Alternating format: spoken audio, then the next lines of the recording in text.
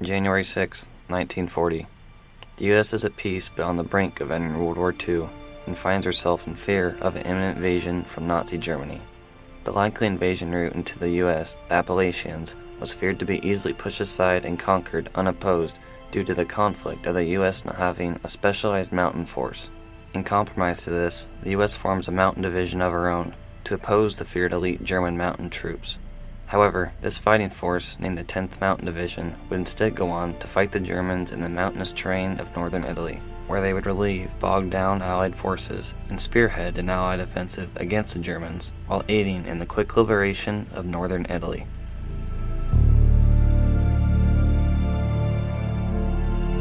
In mid-January of 1940, Nazi Germany advanced unopposed across Europe, and with Britain on the edge of collapse, many Americans feared that the European war would soon find its way to the homeland.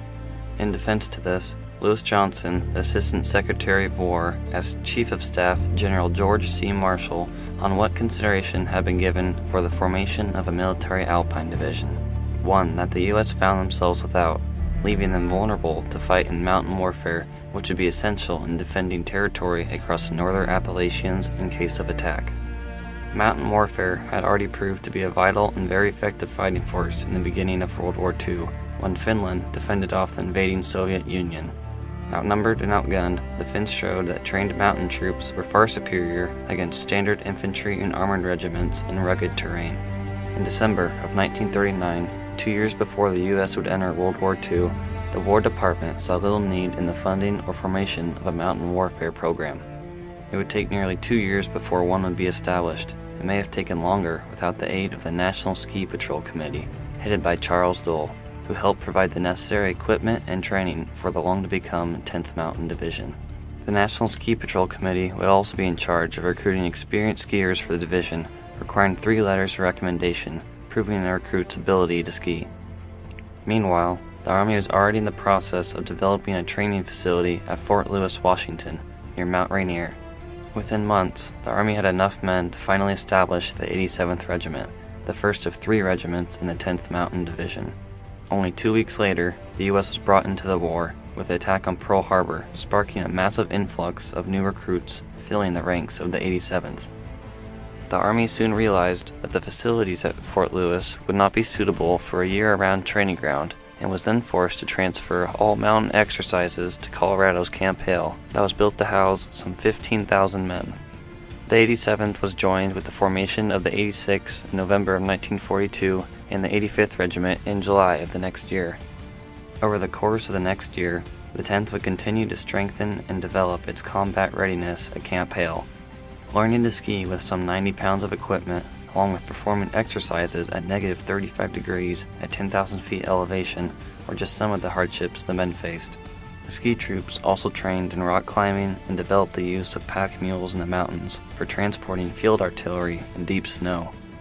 A mountain engineer division of the 10th also developed a cable aerial tramway, enabling the troops to transport casualties and much-needed supplies across expansive, rugged terrain that would have taken 6 or more hours on foot.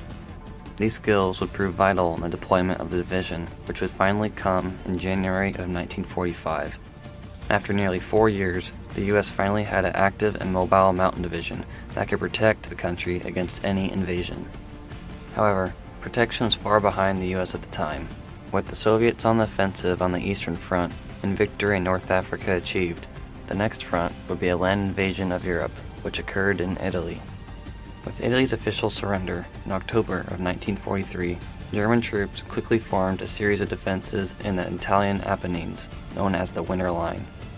Each ridge in the Apennines rose from 2,500 to 6,000 feet in elevation, filled with artillery, pillboxes, and elite German Jaeger mountain troops, looking down on all movement of U.S. forces. The objective of Allied forces was to push through the Winter Line and into the Po Valley, the breadbasket of Italy, and one of the last productive sources of food and munitions for the desperately starving German army. Previous advances by Allied forces were slow and grueling, giving the Germans time to defend against subsequent attacks. By the winter of 1944, 3 attempts to puncture the German defenses along the Winter Line had failed. Morale was depleting, as numerous divisions were forced to abandon the Italian campaign for the Normandy offensive. Soon, Italy became the forgotten front. With all offenses in Italy freezing in the winter of 1944 and 1945, the 10th Mountain Division was finally able to fight in a place of need. By mid-January of 1945, the 87th and the 85th Regiments landed in Naples, along with the 86th a few weeks later.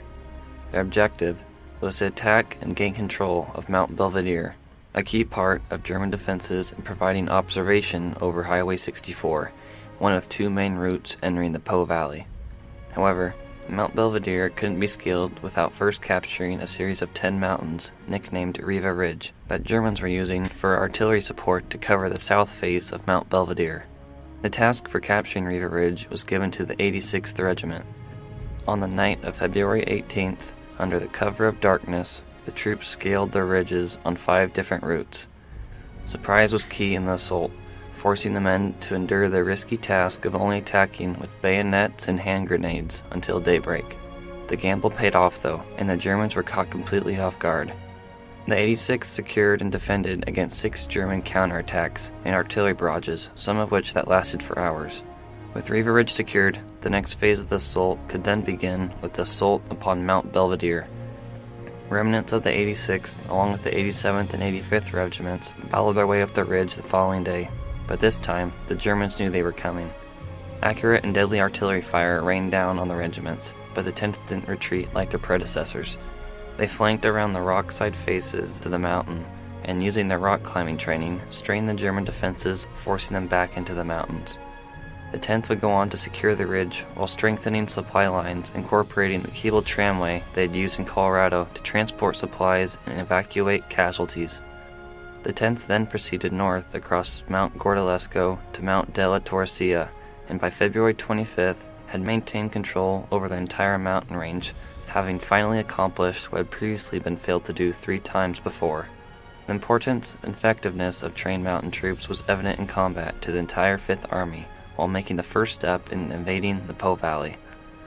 With Mount della Torcia secured, the 10th continued to spearhead the 5th Army's assault through the Apennines into the March offensive. By March 5th, the vital Mount delle Spey was captured by the 85th Regiment, providing further security to Highway 64, the main supply line into the Po Valley.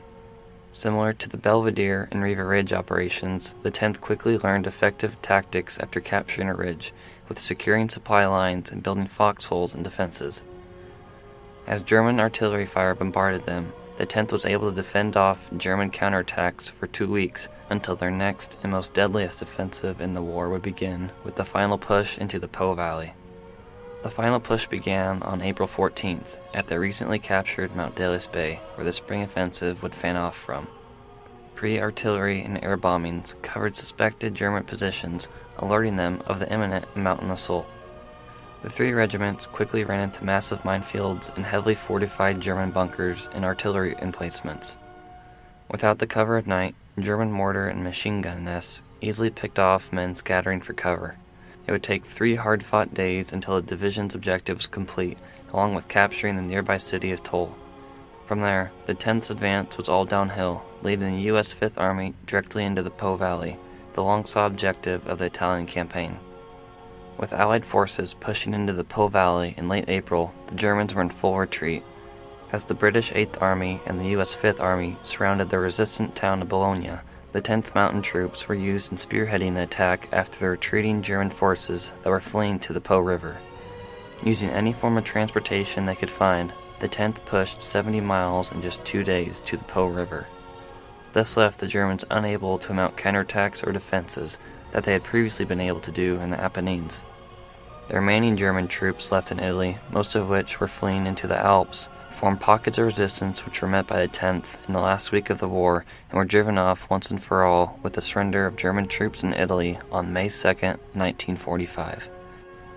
With the European War finally coming to an end 5 days later, many men of the 10th Mountain Division soon discovered the significance of their work. Due to the conflict of the U.S. not having a Mountain Division, and later the compromise of training and forming one, the U.S. was able to finally fill the void of not having a specialized mountain force. The formation of the 10th also proved to be a critical part in the straining of German supplies from the Po Valley, ultimately quickening the end of the war in the European theater.